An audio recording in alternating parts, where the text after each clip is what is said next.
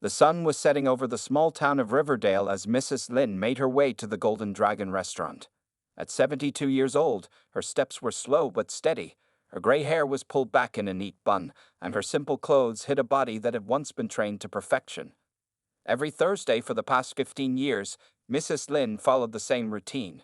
She would walk 6 blocks from her small apartment to enjoy a quiet dinner at the Golden Dragon. The restaurant wasn't fancy, but it reminded her of home. "Good evening, Mrs. Lin," called Jenny, the young waitress who always greeted her with a smile. "Your usual table is ready." Mrs. Lin nodded and made her way to the corner booth that gave her a view of the entire restaurant. She liked to watch people as they ate and talked. It reminded her that even in a country far from where she was born, people were the same everywhere. "Hot jasmine tea and steamed dumplings to start?" Jenny asked, already knowing the answer. "Yes, thank you," Mrs. Lin replied with her soft accent. Her English was good after 30 years in America, but she never lost the musical tones of her native language. What the staff and regular customers of the Golden Dragon didn't know was that the quiet old woman who sat in the corner booth had once been known as the Dragon of Shanghai. In her youth, Mrs. Lin had been one of the most respected Kungfu masters in her province. She had trained under Master Wang for 20 years, learning not just how to fight, but when to fight. As she sipped her tea, Mrs. Lin's mind drifted back to her training days. The endless hours of practice, the burn in her muscles, the pride in her teacher's eyes when she mastered a difficult move. Those days seemed like another lifetime now. Mrs. Lin had left China in the 1980s when political changes made life difficult for those who practiced traditional martial arts. She had come to America with her husband, who passed away 10 years ago. Their only son lived on the other side of the country with his American wife and children who barely spoke Chinese. So now, Mrs. Lin lived a quiet life. Her neighbors thought of her as the nice old Chinese lady who grew beautiful flowers on her balcony and sometimes shared homemade dumplings. No one would guess that her hands, now lined with age spots and slightly bent with arthritis, had once been powerful weapons. The restaurant was half full tonight. A family with 2 young children sat near the entrance, the parents trying to teach the little ones how to use chopsticks. An older couple shared a large plate of chow mein at a table by the window. 3 college students laughed loudly as they pointed at items on the menu. Mrs. Lin enjoyed the peaceful atmosphere as she ate her dumplings. Mr. John, the owner of the Golden Dragon, came out from the kitchen to check on his customers. He stopped at Mrs. Lin's table. "Everything good, Mrs. Lin?" he asked respectfully. "Very good, Mr. John. The dumplings are perfect tonight," she answered with a small smile. Mr. John beamed with pride. Getting a compliment from Mrs. Lin was rare. He bowed slightly before moving on to the next table. As Mrs. Lin finished her dumplings and waited for her main course, the front door of the restaurant swung open with a bang that made everyone look up. The peaceful evening at the Golden Dragon was about to change in ways no one could have expected. Golden Dragon shattered as 5 large men in leather jackets pushed through the door. Their heavy boots made loud sounds on the restaurant's wooden floor. The smell of cigarettes and motor oil followed them inside. "Man, I'm starving," shouted the tallest one, a man with a thick beard and a skull tattoo on his neck. His name was Rex, the leader of the local motorcycle club called the Road Warriors. The other customers looked down at their plates, suddenly very interested in their food. Mrs. Lin watched calmly from her corner booth as the 5 bikers took over the largest table in the center of the restaurant. They pushed 2 tables together without asking and sat down heavily in their chairs. "Hey, someone take our order already," Rex called out, snapping his fingers in the air. His voice was too loud for the small space. Jenny, the young waitress, took a deep breath and walked over to their table. At just 19 years old, she had worked at the Golden Dragon for 2 years to help pay for college. She had dealt with difficult customers before, but something about these men made her nervous. "Welcome to Golden Dragon. May I take your order?" she asked, trying to keep her voice steady. One of the bikers, a man with a shaved head and arms covered in tattoos, looked up at her and made a face. "You speak English pretty good for a Chinese girl," he said, laughing at his own joke. Jenny's smile tightened. "I was born in Chicago," she said. "Can I get you some drinks to start?" "Bring us 5 beers, Rex demanded. "And make it quick. We've been riding all day." Mrs. Lin watched as Jenny hurried away to get their drinks. The old woman's face showed no emotion, but her dark eyes followed the men's every move. She had seen their type before. People who thought their size and loud voices gave them power over others. When Jenny returned with the beers, the bikers were talking and laughing loudly. Their jokes were filled with bad words that made the parents at the family table cover their children's ears. "What's good here?" asked one of the bikers, a younger man with a red bandana tied around his head.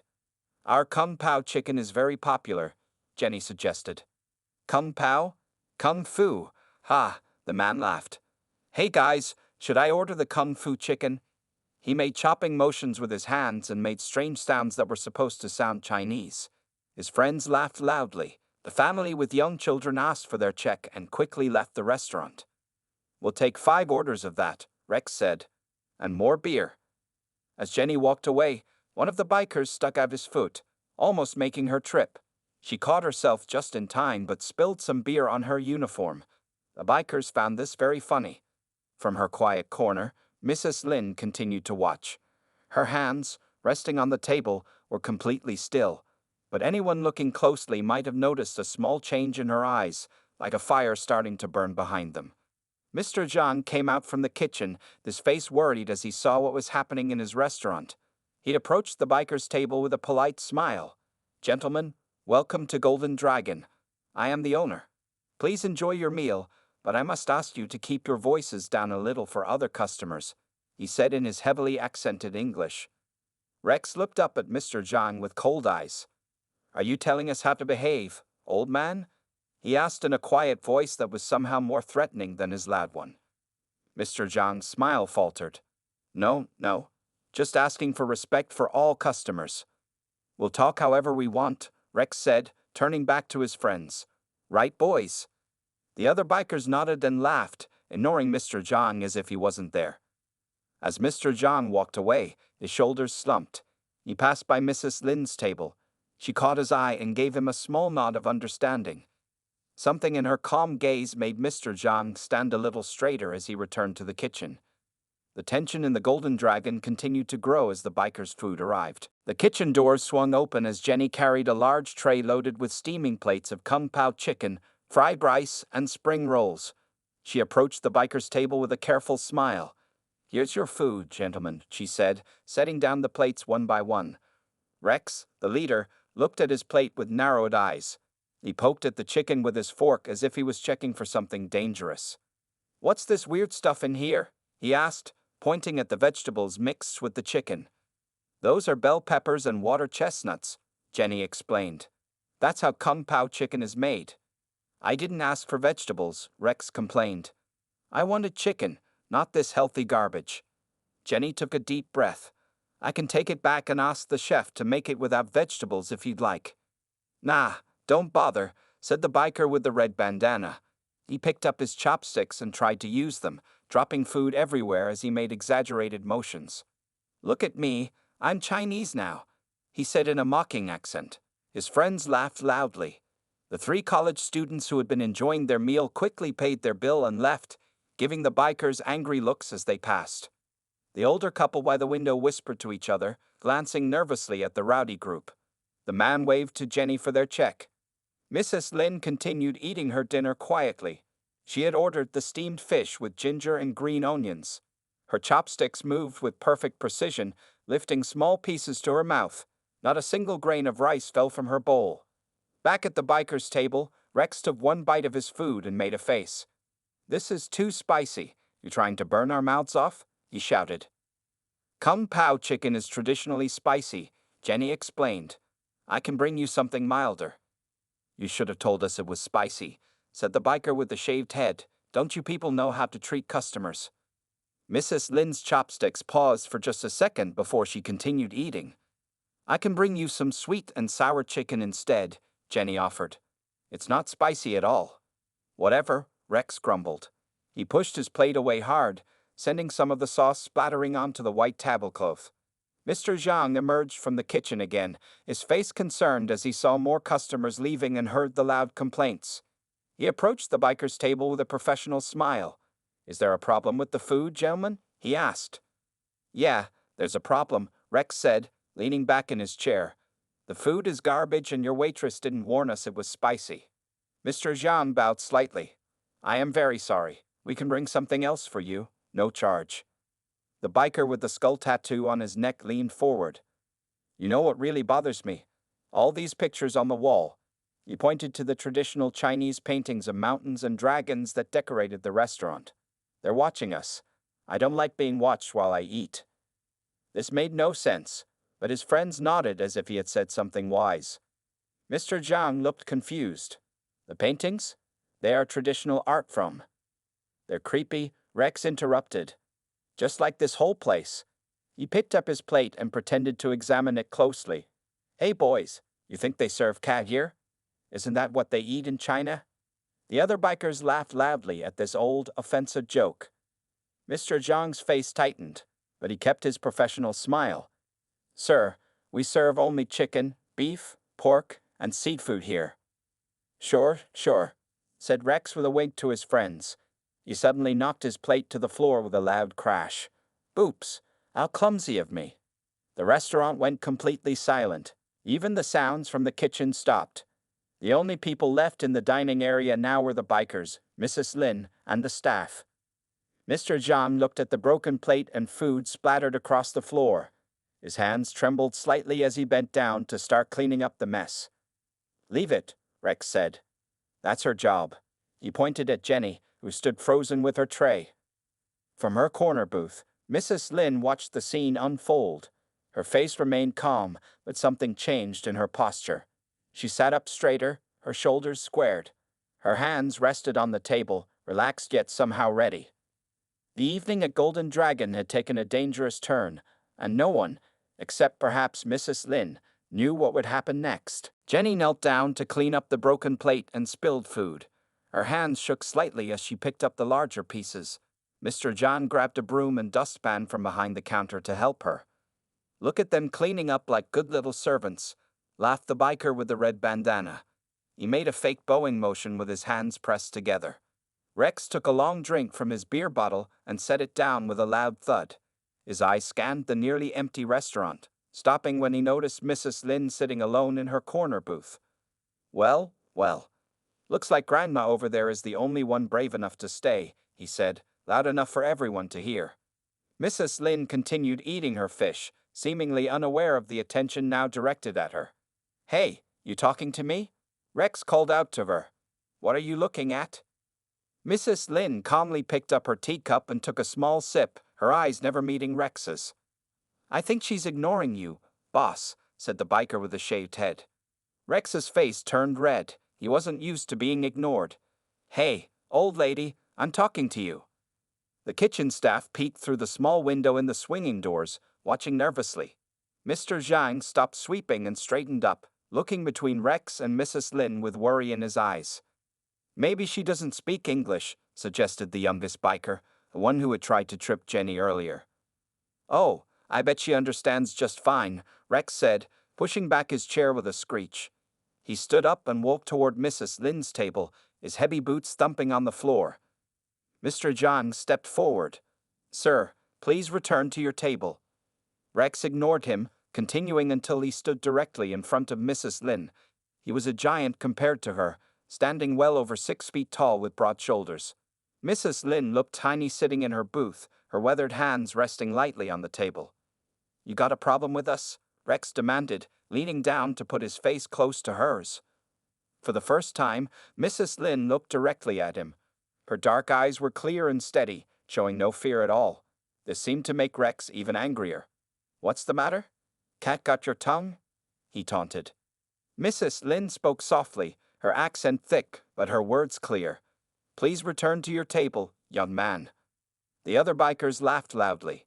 Young man, one of them repeated, slapping the table. She called you young man, Rex. Rex's mouth twisted into an ugly smile. Look here, Grandma, this is how things work. When I talk to you, you show some respect. Respect is earned, Mrs. Lin replied simply, turning her attention back to her food. Rex's face darkened. He reached out and placed his hand flat on the table, right next to Mrs. Lin's teacup. What did you just say to me? Mr. Zhang hurried over. Please, sir, no trouble. I give you free meal, okay? Just go back to your table. Stay out of this, Rex growled. not taking his eyes off Mrs. Lin. "The old lady and I are having a conversation." The other bikers had all turned in their chairs to watch, grinning in anticipation. They had seen Rex in action before and knew what was coming. Mrs. Lin continued eating as if Rex wasn't there, picking up a piece of fish with her chopsticks. In one quick movement, Rex swept his arm across her table, sending her teacup, rice bowl, and plate crashing to the floor.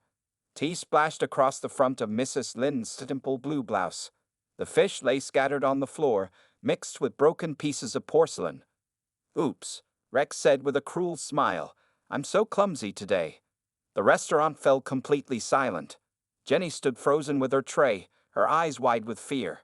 Mr. Zhang looked like he wanted to step in but didn't know what to do. Mrs. Lin slowly looked down at her ruined dinner and tea-stained clothes.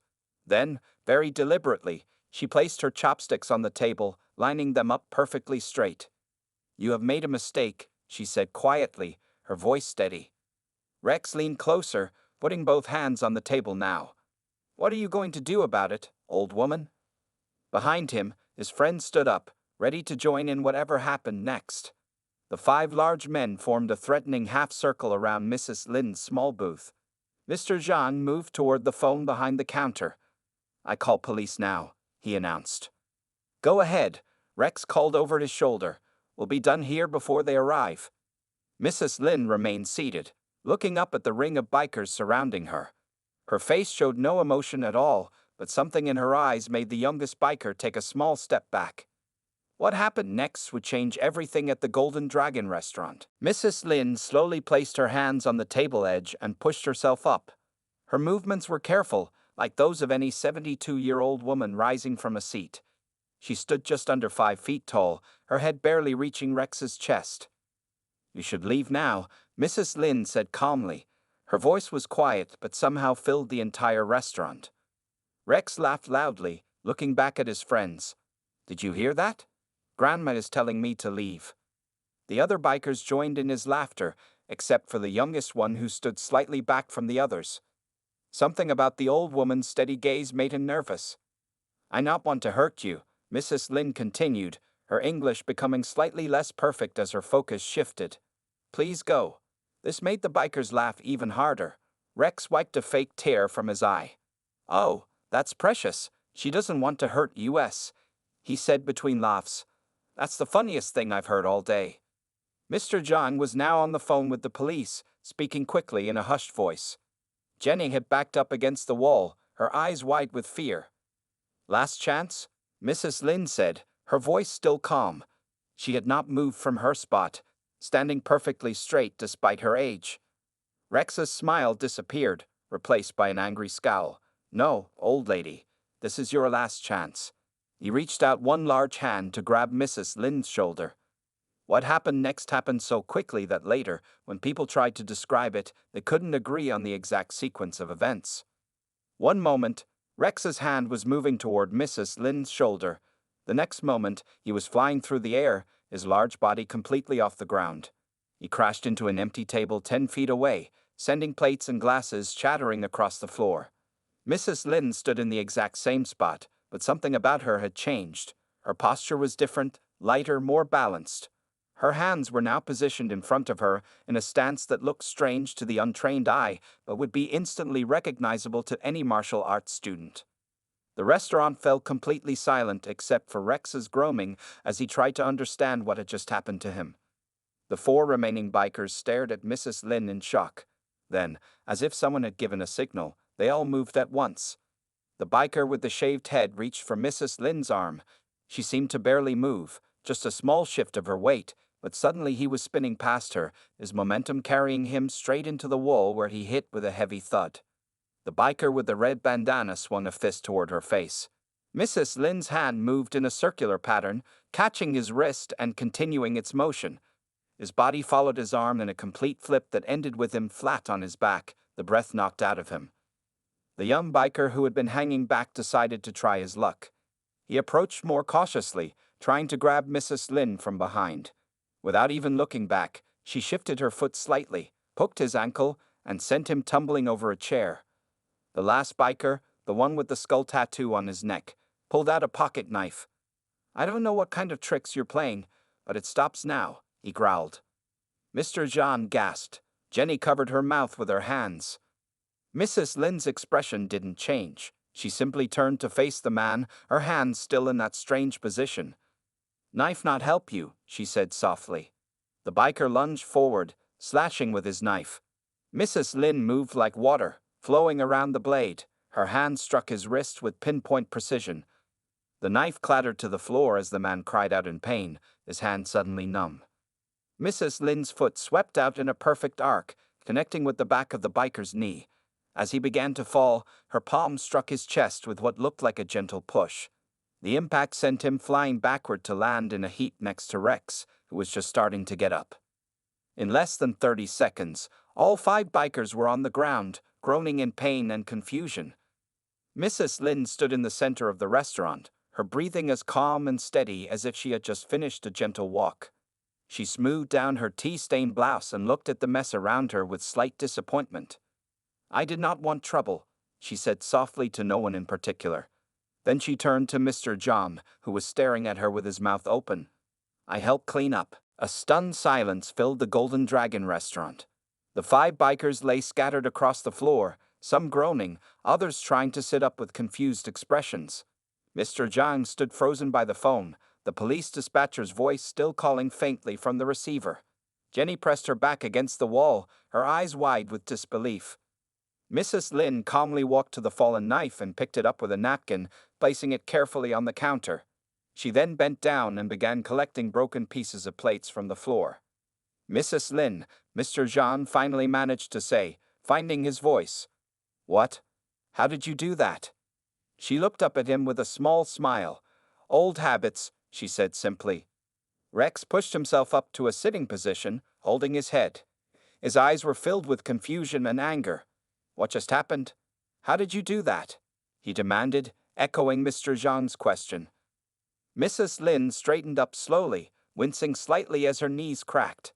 Despite her amazing display of skill moments before, she was still a 72-year-old woman with arthritis. I trained for many years, she explained in her accented English. In China, before coming to America, I was Kung Fu teacher. Jenny stepped forward cautiously. A Kung Fu teacher? Like in the movies? Mrs. Lin smiled gently. Not like movies. Real Kung Fu is not about fighting. It is about discipline and respect.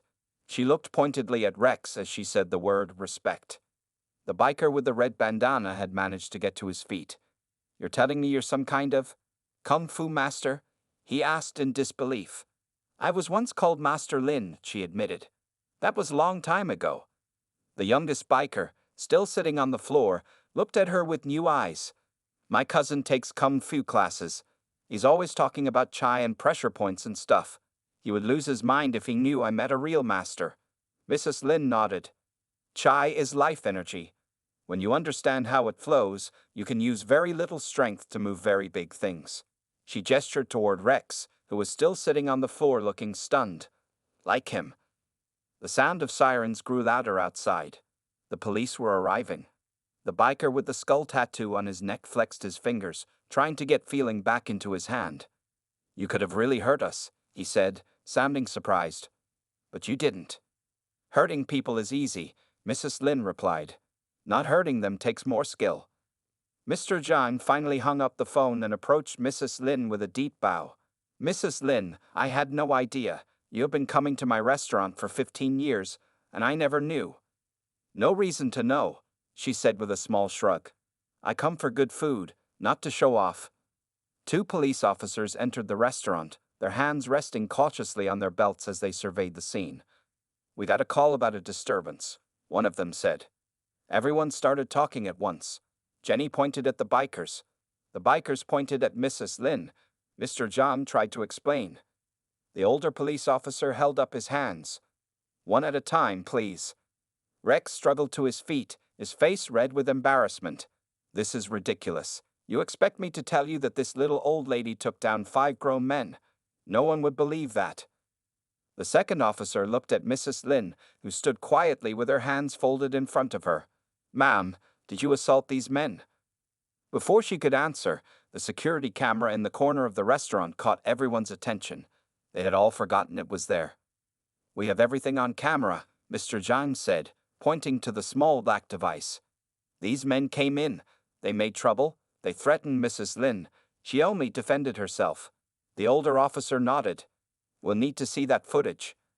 As Mr. Zhang led the officers to the back office where the security system was kept, the 5 bikers gathered themselves together, whispering among themselves. They seemed unsure whether to be angry, embarrassed, or impressed. Mrs. Lin returned to cleaning up the broken dishes as if nothing unusual had happened. Jenny cautiously approached her. "Mrs. Lin," she whispered, "can I ask you something?" The old woman looked up. "Yes." Would you maybe teach me some of what you know?"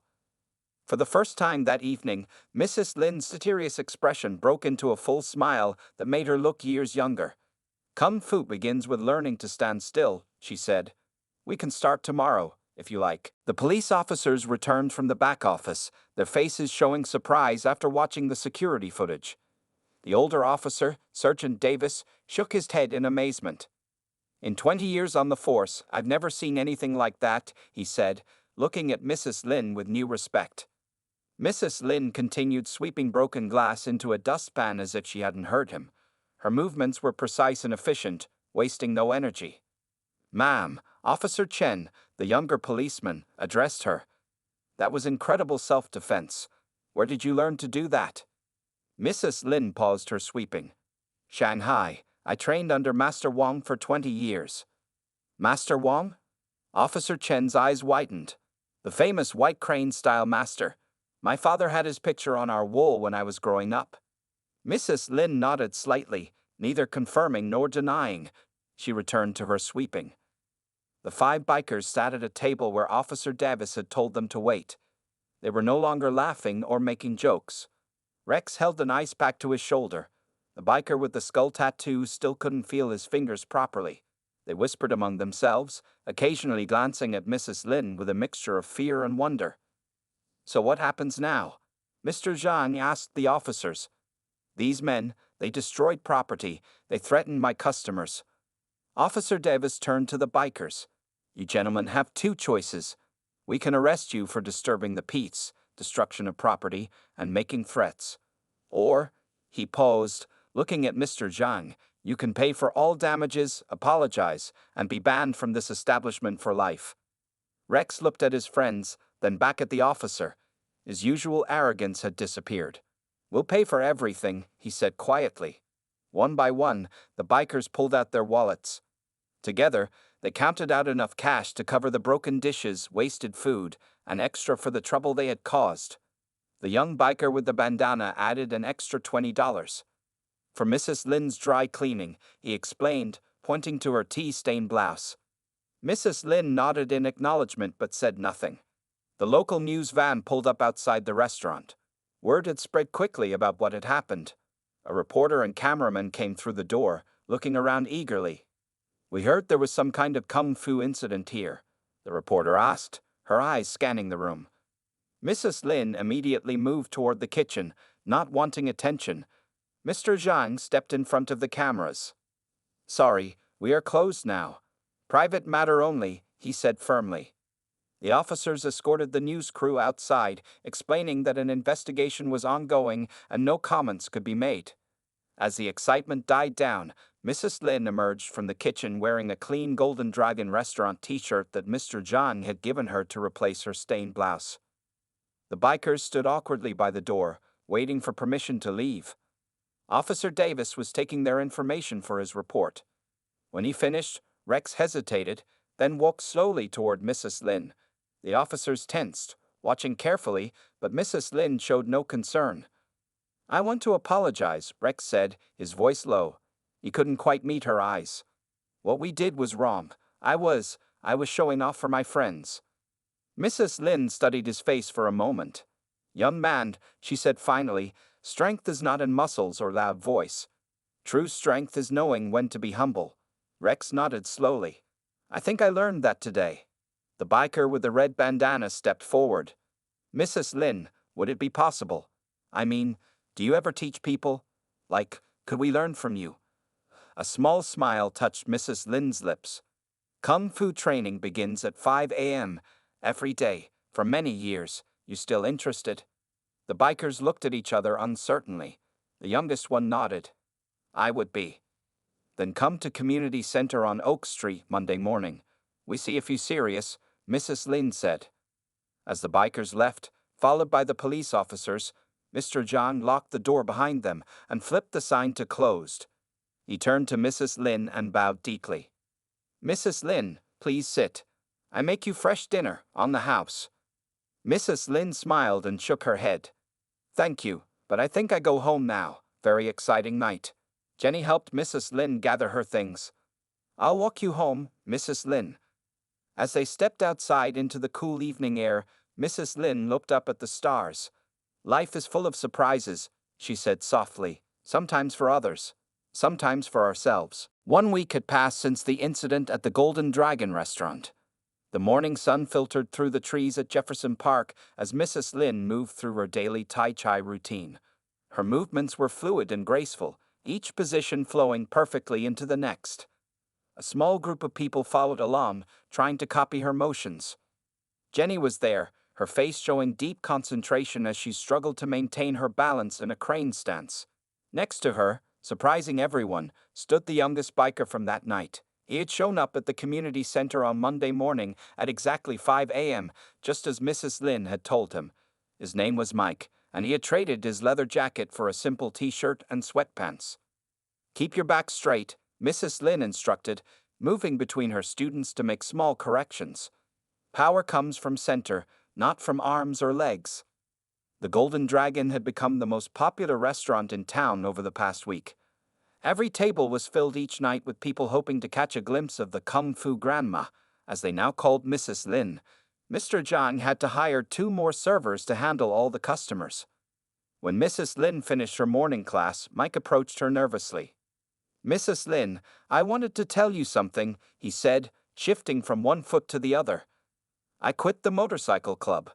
I'm going back to school in the fall." Mrs. Lin nodded, her face showing no surprise. "Good decision." "And Rex and the others wanted me to give you this," Mike continued, holding out an envelope. They were too embarrassed to come themselves. Mrs. Lin took the envelope and opened it carefully. Inside was a handwritten letter and several gift certificates to local shops. She read the letter slowly. "Dear Mrs. Lin," it began. "We want to apologize again for our behavior at the Golden Dragon. What we did was disrespectful and wrong. We have thought a lot about what you said about true strength. We're trying to be better. Please accept these gift cards to replace your damaged clothes and as a small way to make amends. Respectfully, Rex and the Road Warriors." Mrs. Lin folded the letter and put it back in the envelope. "Thank you," she said to Mike. "You tell them I accept apology." As Mike turned to leave, Mrs. Lin added, "Tell Rex he's welcome to try class 2, if he's serious." Later that afternoon, Mrs. Lin sat in her usual booth at the Golden Dragon. The restaurant was buzzing with customers, many of whom kept glancing her way. A family at a nearby table was teaching their children how to use chopsticks.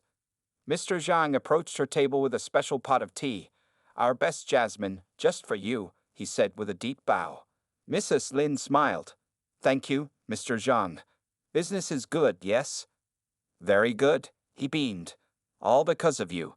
People come from next town to see famous Mrs. Lin." "Fame is like morning fog," Mrs. Lin said, sipping her tea. "It disappears in sunshine." Jenny came to the table, wearing her waitress uniform but standing a bit straighter than before. "Mrs. Lin, that American TV show called again. They really want you to appear on Amazing Americans next month." Mrs. Lin shook her head. "No TV shows. Too much excitement already." As Jenny went to serve other customers, the front door opened. Officer Chen from the police department entered, not in uniform today. He walked directly to Mrs. Lin's table.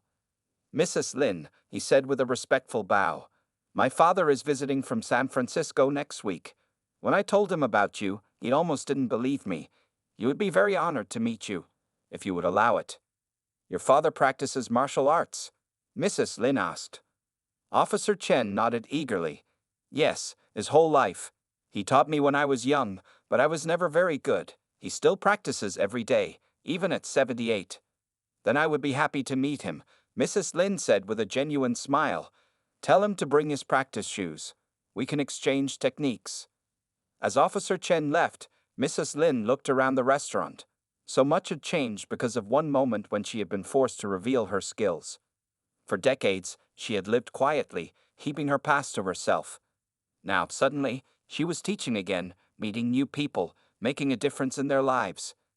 Mrs. Lin smiled to herself as she picked up her chopsticks.